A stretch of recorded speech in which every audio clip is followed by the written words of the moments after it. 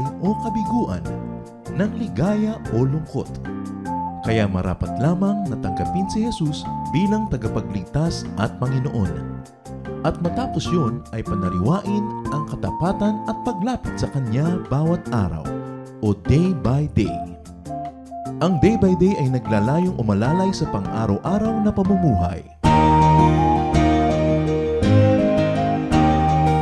Narito po si Kuya Ed Lapis sa mensaheng pinamagatang What to do with fools.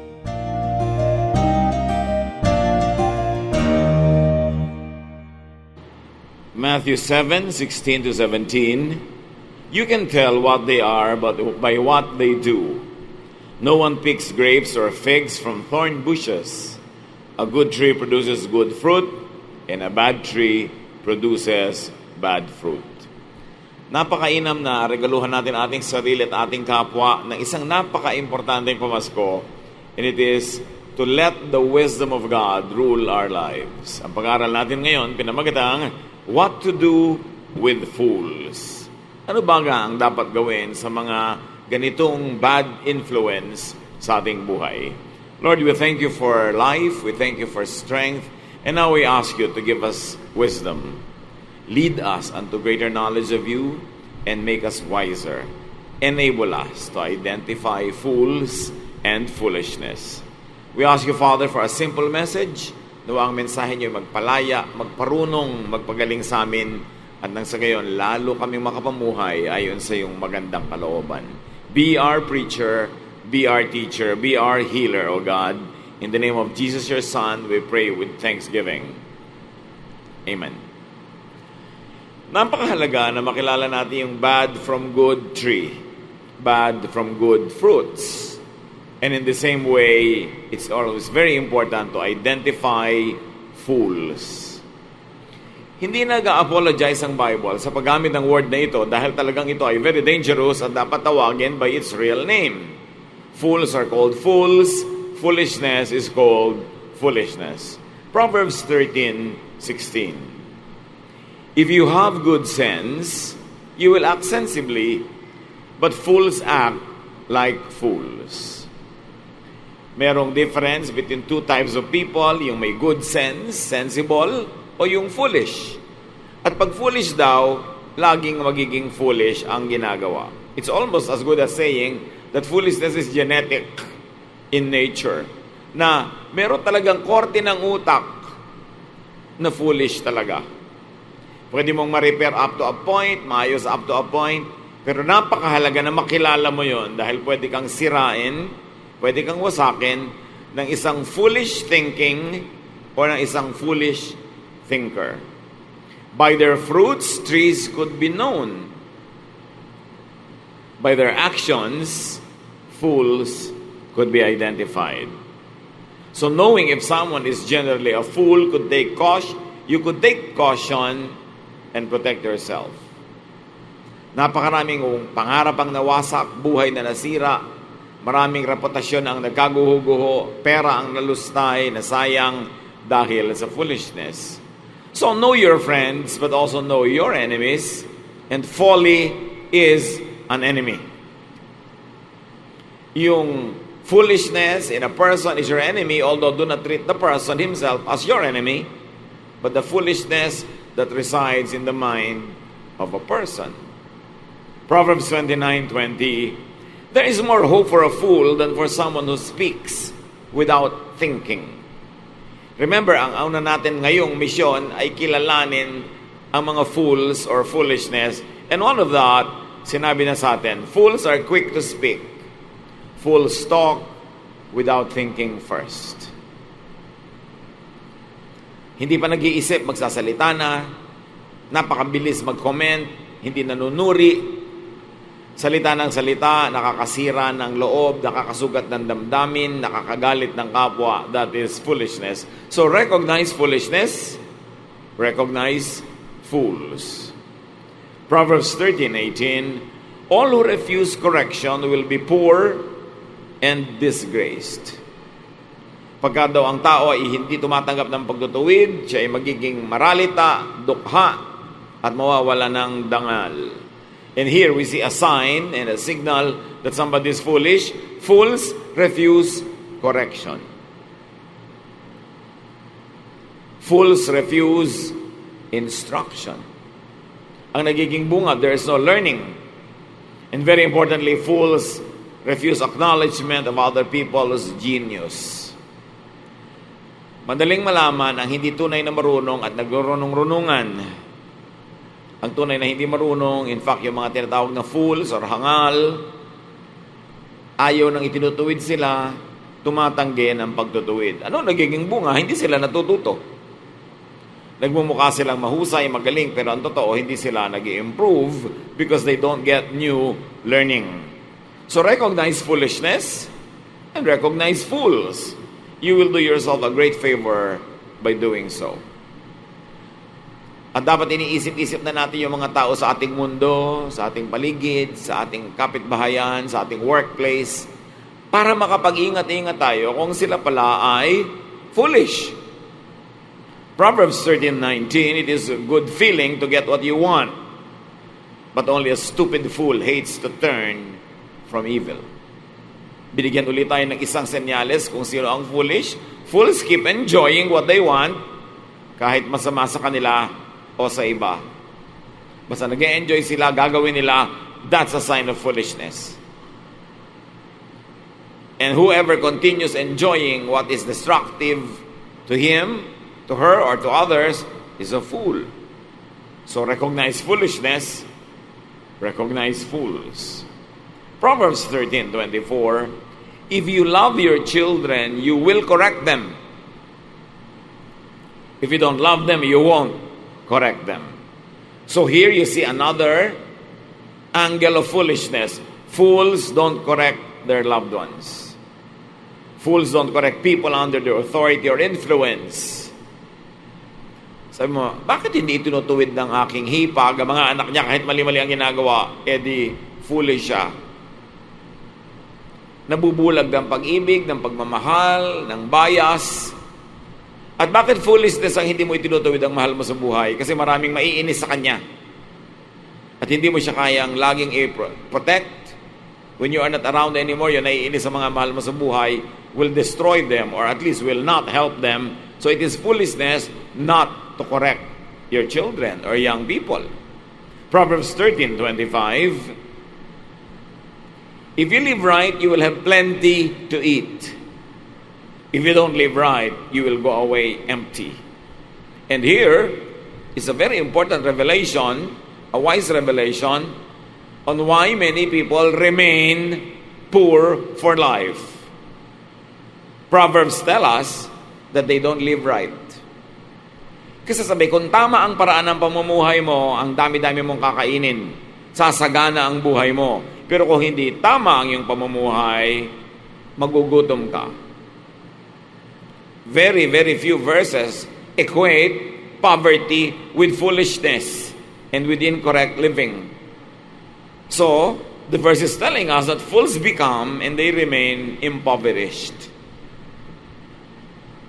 So, kung ipinanganak ka mahirap, hindi mo siguro foolishness yun. Pero kung namuhay ka lang kay haba-haba, kay tagal-tagal at nakamatayan mo pati ng sobrang kahirapan, hindi ka naging matalino sa buhay. Sabi yan ng Proverbs 13:25, because if you live right, you will have plenty to eat.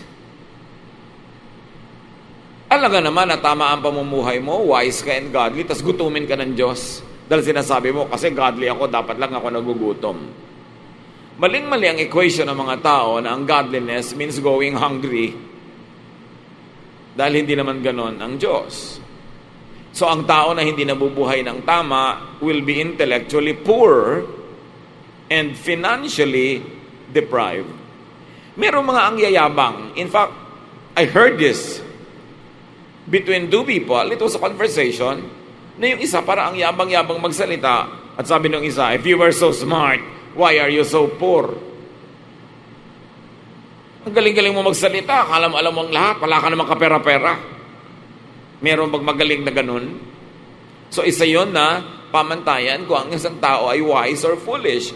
Wise people will not always have a lot of money, and foolish people will not always be poor.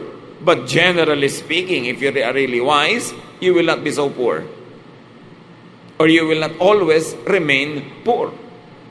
Meron kang dapat patuloy na maling gawin para manatili kang dukha. At dapat magising ang tao sa ganong katotohanan. Proverbs 23:9, do not speak to fools, for they will scorn your prudent words. It may sound snobbish, but Proverbs wisely says it very clearly, huwag kang makipag-usap sa mga hangal. The Pinoy version of Galatians done by the Philippine Bible Society very nicely translated fools to bobo. Actually, mas dapat yung tanga, kaya lang ang sakit sa tenga.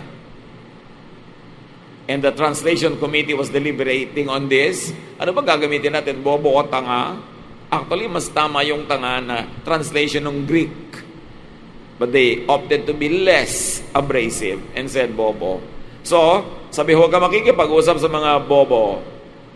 Pagtatawanan nila ang iyong matatalinong mga salita. Fools hate and make fun of wisdom. Fools hate and make fun of what they do not know or understand. Kaya kahit sa Noli Me Tangere, si Pilosopo Tasio, tinagsasalita, pinagtatawanan ng mga hangal. Subukan mong maging matalino, makipag-usap sa mga tao na walang katalinuhan, pagtalikod mo, pagtatawanan ka. In fact, yung iba, kaharap ka pa, nagtatawanan na eh. Isang sign yon ng kamangmangan. Yung pinagtatawanan mo, ang matalino o ang katalinuhan, dahil lang hindi mo maintindihan. At sayang ang oras mo sa pakikipag-usap sa mga ganitong tao, hindi sila maniniwala pagtatawanan ka lang nila. So anong dapat gawin? Remember that the task we have set before us was to first recognize foolishness. Hindi natin inubos at hindi natin mauubos sa isang okasyon ang lahat ng description ng Bible sa foolishness. Pero ngayon, sapat na. We have a few ideas of how to identify fools and foolishness. Now, what do? Avoid fools. Nakita niyo yung mga nakikipagtalo sa mga foolish drivers, sa mga foolish citizens, nababaril sila. Proverbs 14:7, stay away from fools or you won't learn a thing. Sayang ang oras mo na ginugugol sa mga taong wala ka namang matututunan sa kanila. Wala kang mapapala. Ang iyong utak ay walang mayaman na makukuha sa kanila. And if you don't learn from a companion, you waste your time. Si Solomon, nung siya'y nabubuhay pa, nagpapaimbita ng matatalinong mga tao para marinig niya ang katalinuhan. At ang mahuhusay na mga hari sa buong mundo noon, nagpapadala ng ambassador kay Solomon para lang makinig sa katalinuhan ni Solomon, para pag-uwi nila ay maibahagi nila sa kanilang haring nagsugo sa kanila yung katalinuhan. Hinahanap ang katalinuhan. Kung kailangan mo magbayad ka para ka tumalino. Pero huwag kang magsasayang ng oras, na maraming oras, sa pakikipag-usap sa mga walang katalinuhan. The Bible said that. It might sound snobbish, but it is wise. Proverbs 23:9, do not speak to fools, for they will scorn your prudent words. At ang isang version, contemporary English version, don't talk to fools, they will just make fun. Fools make sport of the wise. Ginagawa nilang libangan ng pagtawanan ang mga marurunong. Nadidinig mo yan sa mga lasingan, sa mga kanto-kanto. Nadidinig mo yan sa mga usapan ng mga chismosa kahit sa elevator.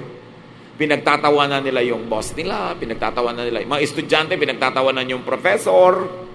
Yung paboritong pagtawanan ng mga bobo ang matatalino. Although hindi naman paboritong pagtawanan ng matatalino ang mga bobo.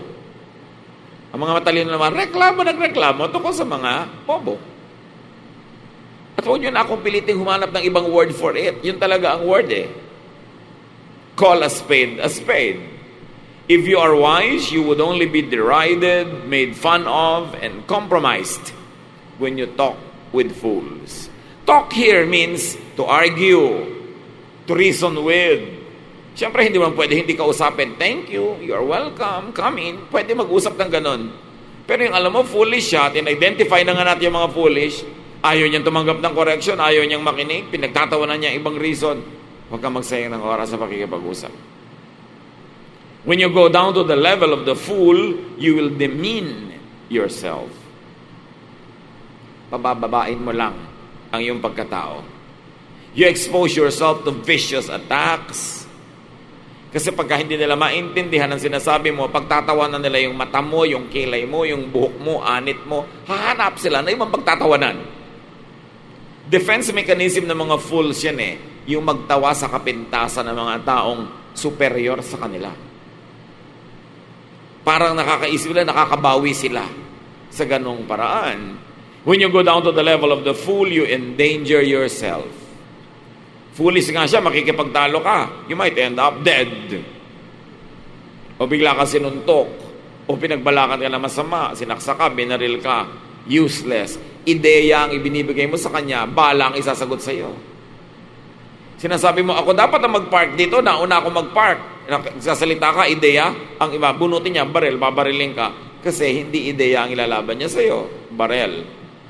So bakit ka makikipagtalo sa taong walang katwiran? Meron naman mga sukli sa jeepney, sukling 25, sukling 50, sukling piso.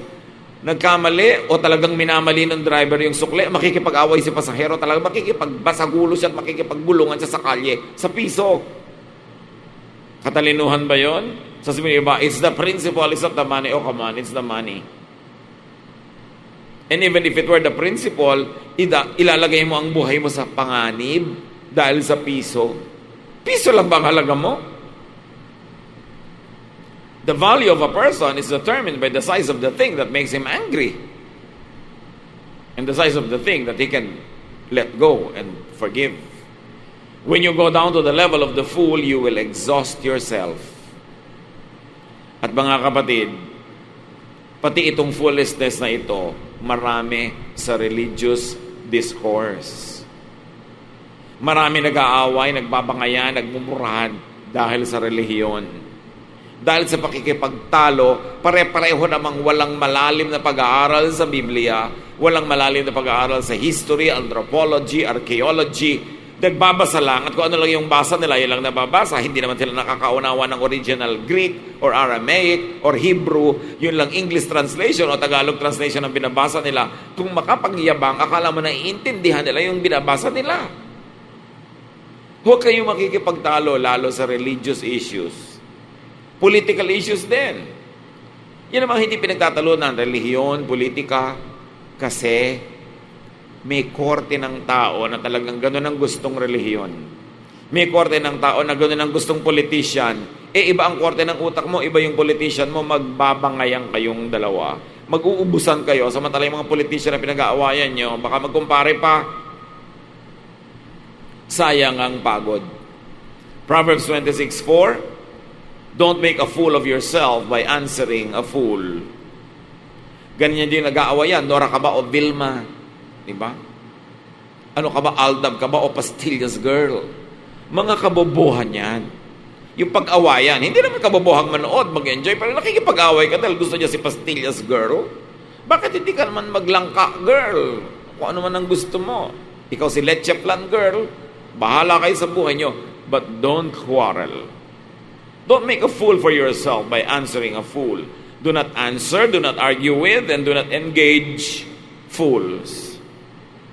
Pag may nagtanong sa iyo, Nora ka o Vilma, mga kabobohan yan, mag-aaway lang tayo. Useless. Mag-Nora ka all you want, mag-Vilma ako all I want. Tsaka ganun ba talaga ang mundo, Nora or Vilma only? It is an oversimplification of reality. Black or white lang talaga. Isa na lang ba talaga ang dalawang artista sa mundong ibabaw? That's an oversimplification. Pag pumatol ka, pag sumagot ka, na-trap ka na. Sumagot ka na kasi. So, wag patulan. Duterte ka ba o Rojas? Mag-aaway na kayo mamaya niyan. Diba? Miriam ka ba o ano? Kasi all of these words are oversimplifications. When a person has an image and you like the person, yung magaganda lang sa kanya ang titingnan mo at yung hindi maganda, magbubulag-bulagan ka na. Choices are oversimplifications. Kaya dapat hindi pag-awayan yan. That's the only way to really treat fools. And people you think to be fools, huwag patulan. Pag pinatulan mo, foolish ka na rin. You already deserve to be disturbed. Proverbs 13, 16 to 17, if you have good sense, you will act sensibly, but fools act like fools. Whoever delivers your message can make things better or worse for you. Kung sino man daw ang pinagkatiwalaan mo magsalita para sa iyo, maging kinatawan mo, kausapin mo naman si boss, kausapin mo naman ang nanay ko, kausapin mo naman ang kaibigan natin, sabihin mo naman, itong mensahe ko, pwede kang mapahamak pag yung pinagtiwalaan mo is a fool. Don't ever have a fool speak for you. Kaya kung minsan may mga politikong lalo silang nagmumukhang katawa-tawa sa mga press releases, sa mga advertisements nila, because they make fools speak for them. They are ill-advised. What do you know about politicians is only what you see or hear in the media, unless you are such an insider that you really know personally what's going on. So what you see is a perception. What we see are images, and you are not sure if what you see is really true. So when you make foolish people speak for you, you will be misrepresented and you will lose. Katulad din nung kung ang abogado mo hindi magaling, talo ka sa kaso kahit dapat panalo ka. Marami tayong pinagtitiwalaan kung minsan magkagalit kayo ng kumare mo, tapos sasabihin mo sa kumare number 2, kausapin mo naman siya, sabihin mo naman ganito, ganon, ganon. Tapos ang pagsasalita ni kumare number 2, lalong nagalit si kumare number 1 kasi hindi siya maganda mag-represent. Kaya mga kapatid, kung meron bang nagsasalita sa atin on behalf of other people, tapos nagagalit tayo, naiinis tayo, no, huwag kayong magalit at mainis agad. Baka nami-misrepresent lang niya yung taong dapat sana nire-represent niya. Huwag kayong magagalit sa isang taong di nyo kaharap. Huwag kayong magagalit sa sinabi niya na hindi nyo nadinig na sinabi ng kanyang bibig at nadinig ng sarili nyong tenga. Kasi bihirang balita ay magtapat, magkatotoo may marami ang dagdag, sabi ni Balagtas. Pagka sinasabi ng isang tao, hoy, sabi ni ganito ka raw. Isipin niyo agad, yung kaya talaga ang sabi, o nagkamali siya ng dinig, o nagkakamali siya ng pagsasabi sa akin, o pinag-aaway niya talaga kami. Foolish people listen to bali-balita and sabi-sabi. Dapat, huwag ka munang magalit hanggang hindi mo narinig sinabi niya sa iyo mismo.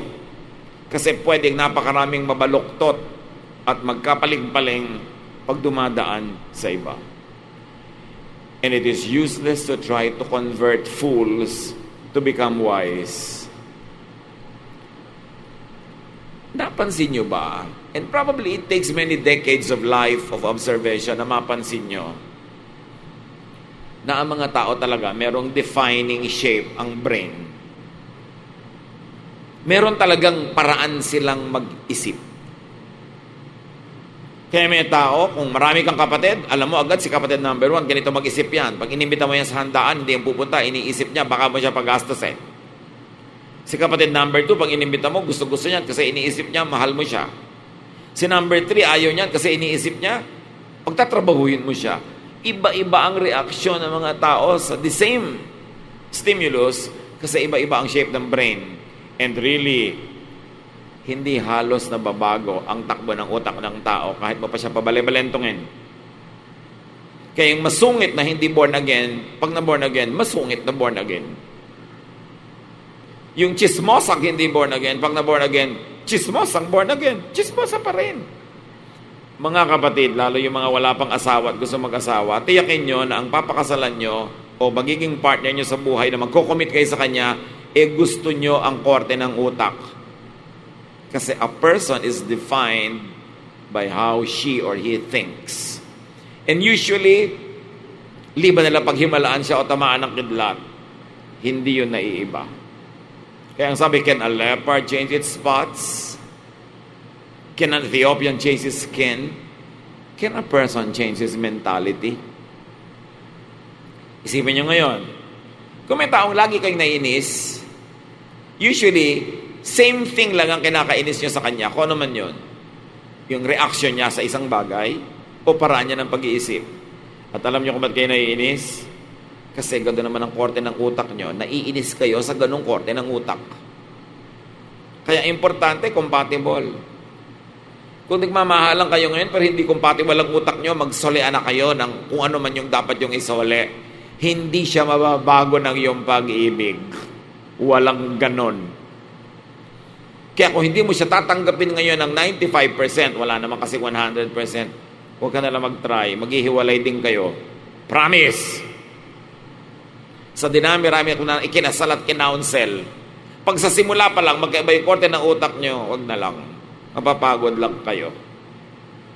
Meron naman paminsan-minsan, 1 in a million, nakakapag-adjust at nag-grow together, but that's 1 in a million. At may nauna na doon sa 1 million, kaya wala ka na. Yung mga kapatid nyo na naiinis kayo, di ba kung minsan may kapatid ka naiinis ka, may kapatid na gusto mo, kung marami kayong kakapatid, is really the utak and the way the person thinks. Kung may office mate ka na gusto mo, may ayaw ka, is really the way they think. Pag bumuka bibig nila, may sasabihin silang nakakatuwa o nakakainis. And it's a rule already kung nag-o-observe ka. Kaya tayo nag-aaral ngayon, kung may tao na i-consider nyo na foolish, minimize interaction na lang. Hindi nyo naman mapapatay, hindi naman kayo magpapakamatay para tumahimik ang mundo. Iwasan nyo. Sinabi na yun sa Bible. Do not even talk to them. Proverbs 13:20, wise friends make you wise, but you hurt yourself by going around with fools. Huwag na kayo makibarkada, makisama, makisalamuha, makiisa. Pag sa identification ang ginawa nyo na proseso, nasabi nyo sa sarili nyo, foolish siya. Sarili nyo lang, huwag nyo nagpamalitang, alam mo, sinuri-suri ko yung ating office mate. Ang tingin ko sa kanya, foolish. Sarili ninyo na lang. Sinusuri nyo lang para malaman nyo kung paano kayo makikipagmabutihan o paano kayo iiwas. So give yourself a very special gift this Christmas or even at other times. Know and avoid fools. Know and avoid foolishness in you, in ourselves. Hindi lang natin dapat suriin, kilalanin ang kamangmangan, kahangalan sa iba, kundi pati sa sarili nating utak. Hindi lang iba dapat ang sinuri natin, pati ang ating sarili. Kasi baka naman mamaya, tayo pala yung foolish. But the Bible says that a foolish man is wise in his own eyes. Wala namang foolish na nagsabing, I'm foolish. Because when you say that, you are not foolish anymore.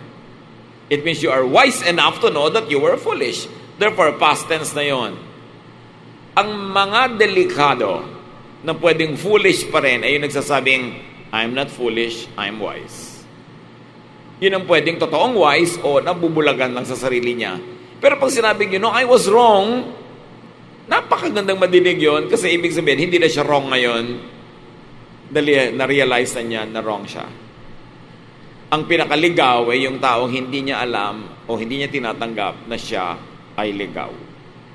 So give your loved ones, give people around you a great gift. Give people wisdom. Mga kapatid, ministry natin na magpakatalino. Kung may asawa ka na matalino, at sa tingin mo mas matalino sa'yo, ministry mo na magpakatalino para maministeran mo siya. Kung kayo ay nasa isang malaking pamilya na meron kayong anak o kapatid na matalino, very fruitful, magpakatalino rin kayo, mag-achieve kayo para siya may kasama. Ministry nyo na samahan yung matagumpay. At para mangyari yon, kailangan meron din kayong mga kahit mumunting tagumpay. Ministry nyo na samahan yung matalino at para mangyari yon, kailangan may katalinuhan din kayo kasi hindi kayo pwedeng makipag-fellowship with matalino pag di kayo matalino. Kayo yung sinasabi ng Biblia, iwasan nila. Kawawa sa mga pamilya natin yung matalino yung magaling, yung successful, tas siya lang nag-isa. Isang tambak na mangmang na yung mga kamag-anak niya. Wala na siyang makausap. At pag sobra siya lang ang mabunga, siya lang ang kumikita, ting may pamilya, may lakad ng pamilya, siya lang lahat ang gagastos. Wala siyang katuwang kasi siya lang yung mabunga. Kaya dapat meron tayong ministry sa mga mabunga. Maging mabunga ka rin para meron naman siyang kasangga, katuwang. Kung matalino siya, magpakatalino ka rin para may makausap naman siya. Ministry yun. Kaya huwag kang magreklamo, misis, kung halimbawa ang husband mo talino ng talino, magpakatalino ka rin. Kasi alam mo, yung sekretarya niya, patalino rin ang patalino, baka ikaw ang maiwan. Kaya mamaya, yun ang laging kausap. Alam niyo ba, napakadalas, mga successful and fruitful men, nagkakaroon ng affair, if not with their secretary, with their accountant. Kasi yun ang nakakausap niya, nagkakaintindihan sila eh. Pagkausap niya yung misis niya, uy, alam mo nga, ating mga return of investment ngayon, sabi, ay, nakaka-nosebleed naman yung pinag-uusapan mo. Nosebleed dose. Alam niyo yung mga takot mag-nosebleed, babalingoy-ngoying kayo talaga, at may iiwan kayo ng mundo. You must always cope. Level up. Laging magpakatalino. Huwag kayong makontento sa konting alam. Ang laki-laki ng utak na ibinigay sa atin ng Diyos, dapat niyang palakihin. Because the more knowledgeable you become and the wiser you become, you will have more tools to understand God. And you will have more tools to understand others. Hindi kayabangan yan. Ang disenteng tao at baka Diyos na tao, pinapalaki ang utak. Dapat pag may nakita kang word na hindi mo naintindihan, look it up. Pag-aralan mo sa dictionary. At alisin mo sa lengguwahe mo yung nakaka-nosebleed.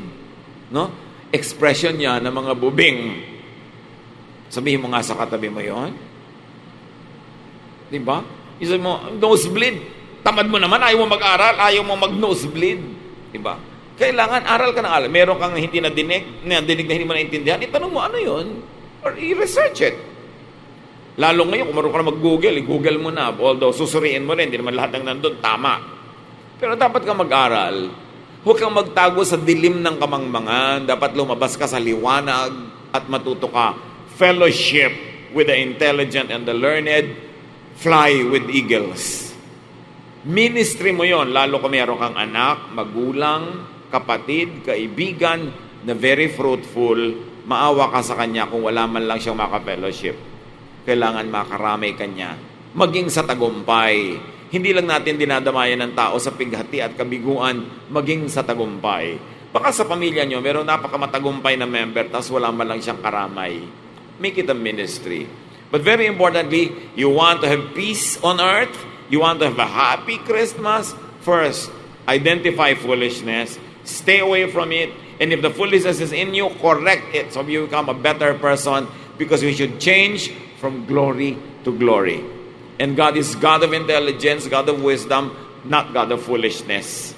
Huwag nating libakin ang karunungan at huwag tayong ma-offend sa marurunong. Dapat tayong matuto sa kanila. Ama namin, salamat dahil kayo marunong.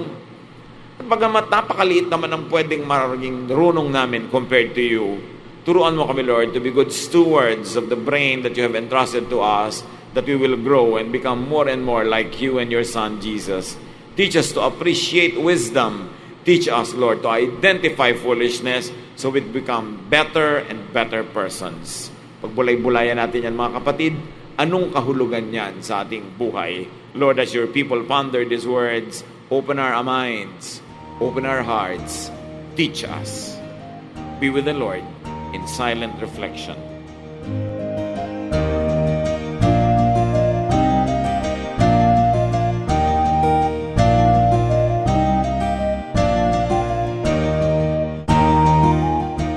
Ang katatapos pong mensahe ni Kuya Ed Lapis ay pinamagatang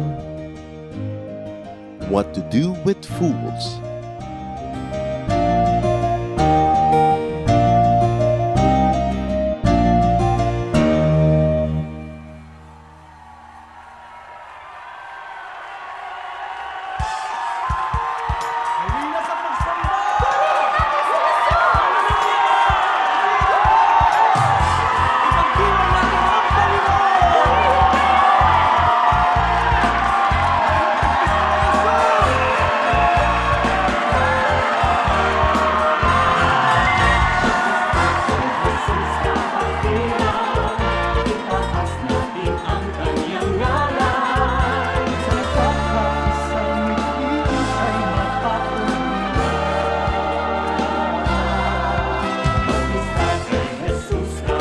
kapatiran, ipagdiwang kanyang karangalan.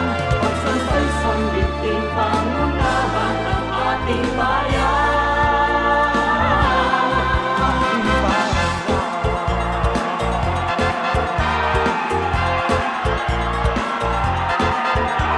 Handa na ang ating piging sa pangunahing panauhin.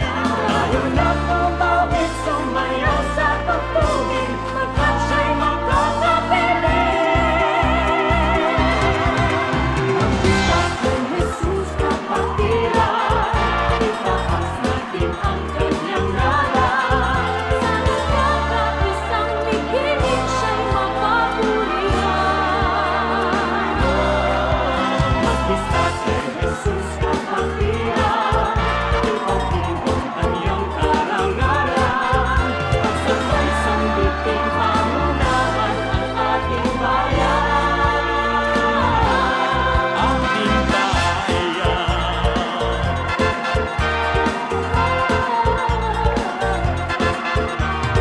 Bawat isa'y magpunin, kanhinang hapit ng pagpuri.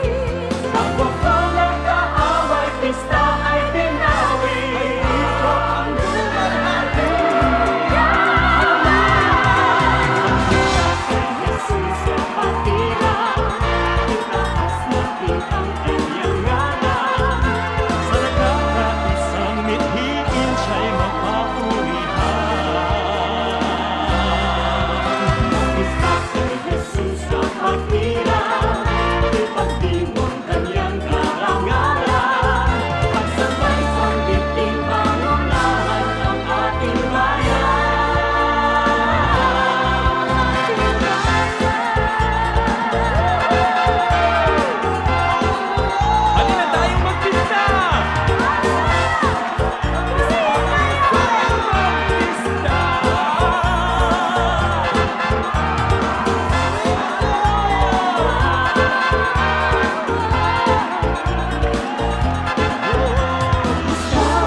Napakaligaya at tigil ng kaniyang pagpapala. Sa ating pagmasidak sa nadarama, nagkakais at sama-sama. Magbistas kay Jesus Pilipinas, pag-ibig sa Diyos ay maglilinas. At pinain ang hanit, lingapin ang kanyang hiyas. Magbistas kay Jesus Pilipinas, kalooban ng Diyos di pamalas. Inayat siya ang Panginoon at tagapagligtas ng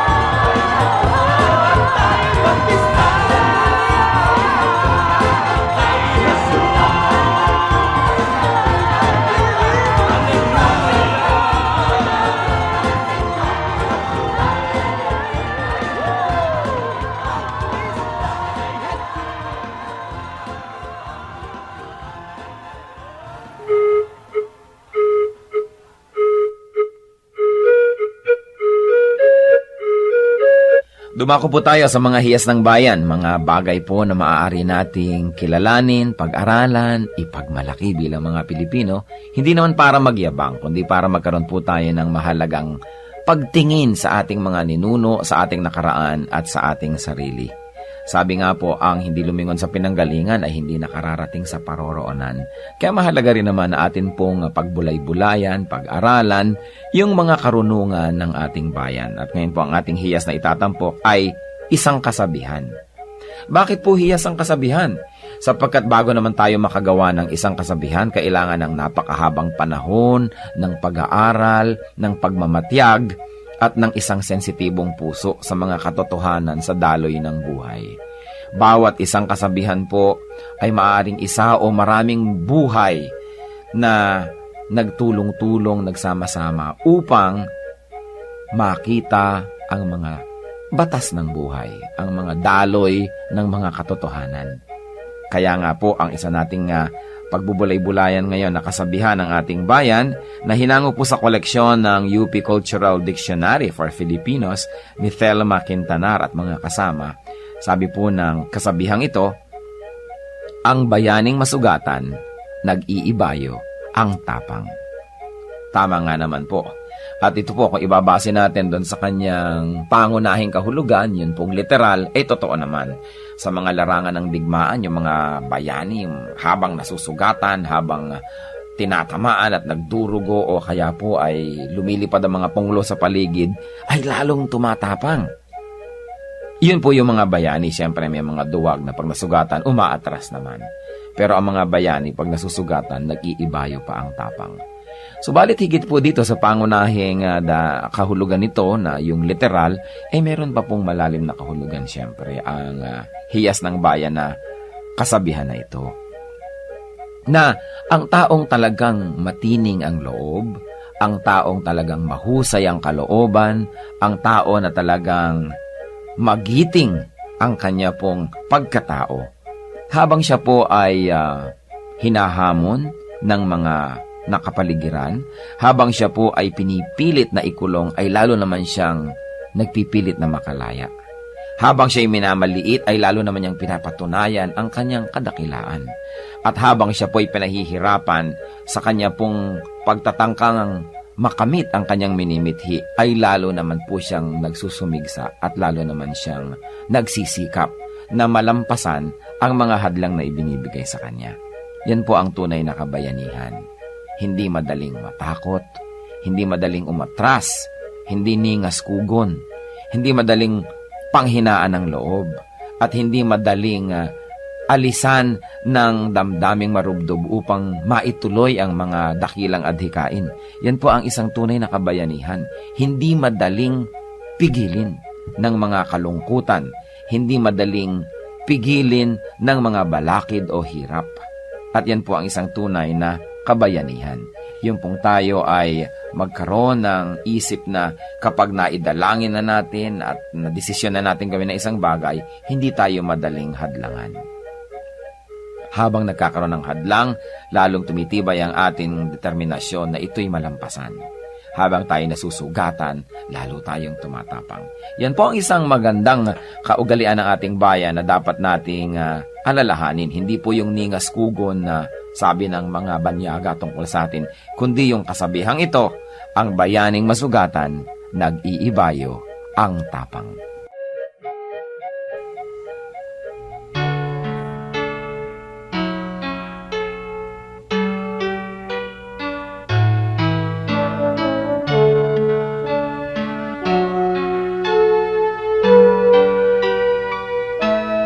Kahit lagi ang pasakit dito sa buhay ko, kahit lagi ang pagluha dito sa buhay ko, sakali man itong aking pamatok, ubod ng bigat, sa tulong mo, Jesus, nakakaya ang lahat. Kung sakaling ang ligaya'y di pa natagpuan, kung sakaling ang ginhawa'y di pa nakakamtan, sa piling mo, Jesus, ako ay lagi nang nakatanaw sa langit mong laan, di na mamamanglaw. Pagtitiis, pagtitiis ang kailangan kong mabatid, kaya't ikaw, Panginoon, ang aking tutularan. Pagtitiis, pagtitiis ang kailangan kong mabatid, ang buhay ko ay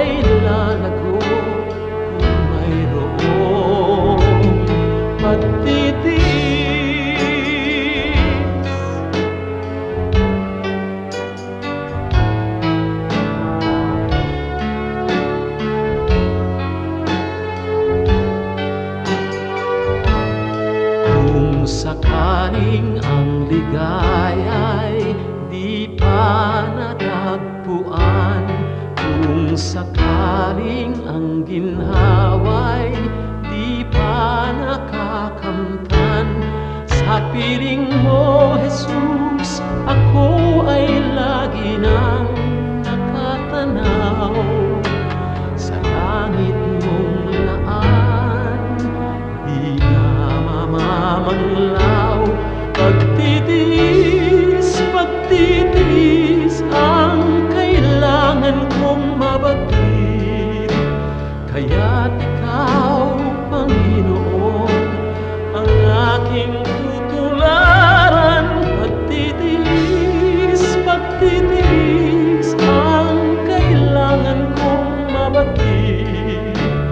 Espiritu ay lalago kung mayroong pagtitiis.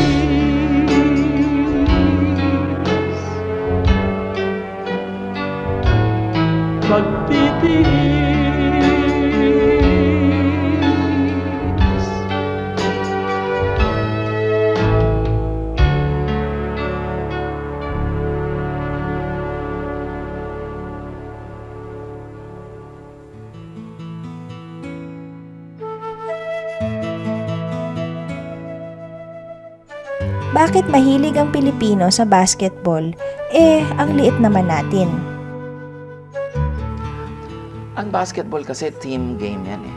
Hindi siya individualistic game tulad halimbawa ng golf o tulad ng iba pang mga laro. Kaya gustong-gusto ng mga Pilipino. Kasi ang gusto natin, hindi lang laro, kundi yung may kalaro.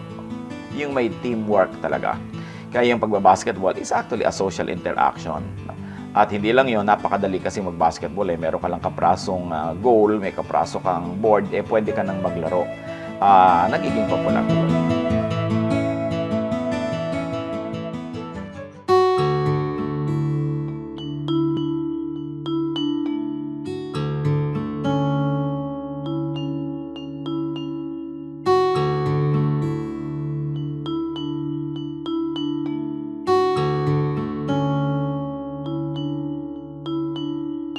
Pagmamahal mo sa akin, o kahirap malirik.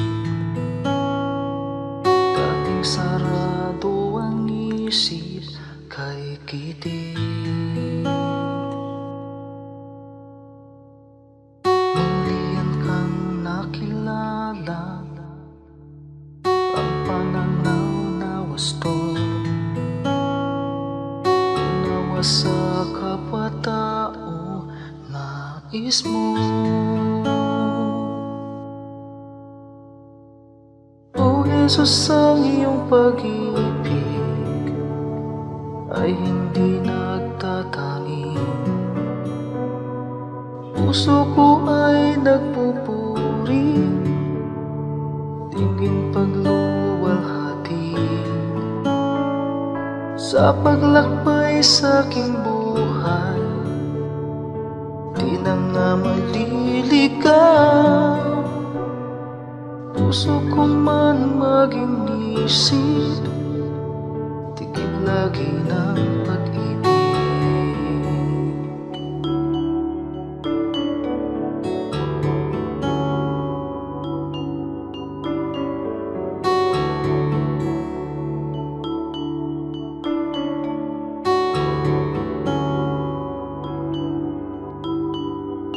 Kung ako'y magsalita man, wika ng bawat tao. Kung pag-ibig ay wala, tila batingaw. Ang dalisay na pag-ibig ay mapagpahinuhod, at hindi nga nagkukulang kailanman.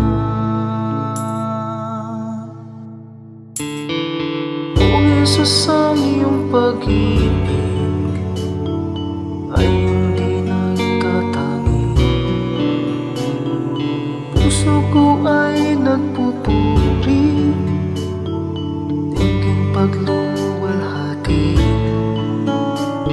Sa paglakbay sa aking buhay, di na maliligaw. Puso ko man maging isip, dikit lagi ng pag-ibig. O Jesus, ang iyong pag-ibig ay hindi natatangi. Puso ko ay nagpupuri, tingin pagluwalhati sa paglakbay sa aking buhay. Di na maliligaw. Puso ko man maging isip, dikit lagi ng pag-ibig. Puso ko man maging isip, dikit lagi ng pag-ibig.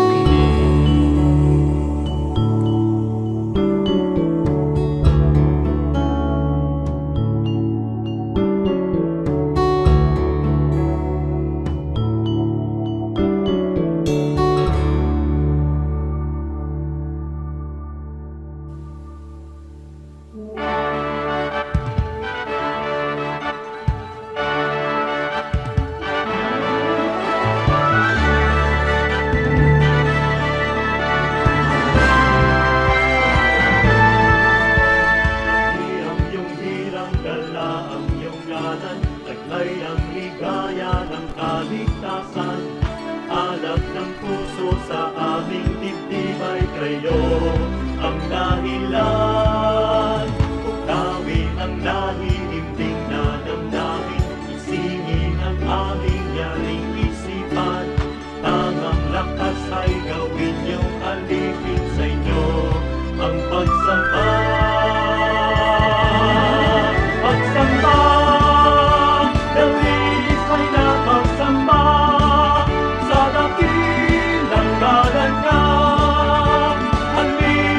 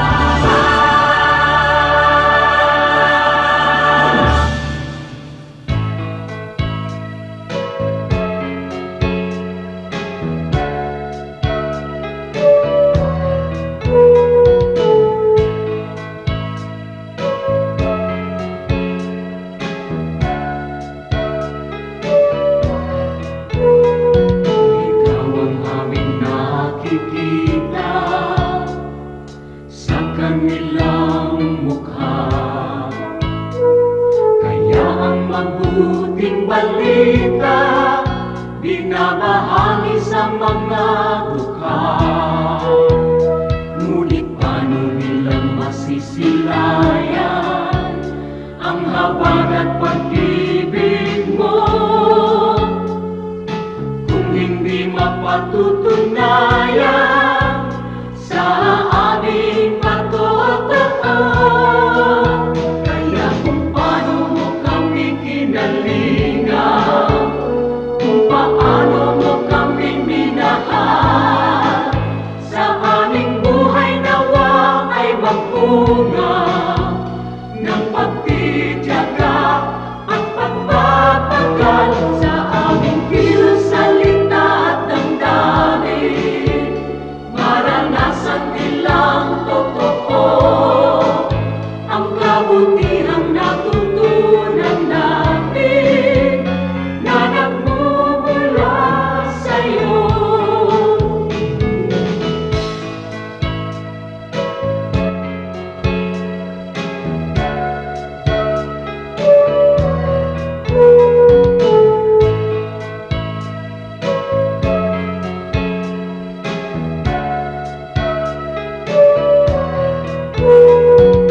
Kung ang tao at ang lipunan ay laging makasarili, sa'yo ang bagong panuntunan, ang maglingkod at magsilbi. Ang aming pananampalataya patuloy mong palaguin, at sa iyong dakilang biyaya di ka namin bibiguin. Kaya kung paano mo kami kinalingan, kung paano mo kami minahal, sa aming buhay nawa ay magbunga ng pagtitiyaga at pagpapagal sa aming kilos, salita at damdamin. Maranasan nilang totoo ang kabutihang natutunan namin na nagmumula sa'yo.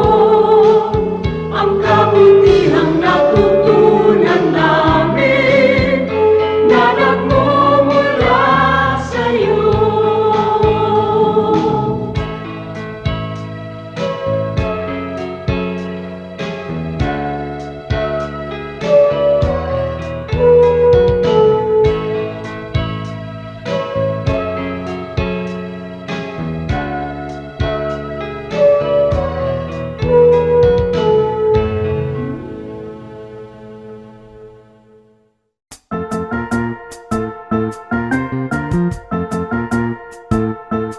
Oras na po para pansamantalang magpaalam ang programang Day by Day. Tayo po'y magsama-sama tuwing ika-6 hanggang ika-7 ng umaga, araw-araw. Magandang umaga po at mabuhay ang Panginoong Hesus!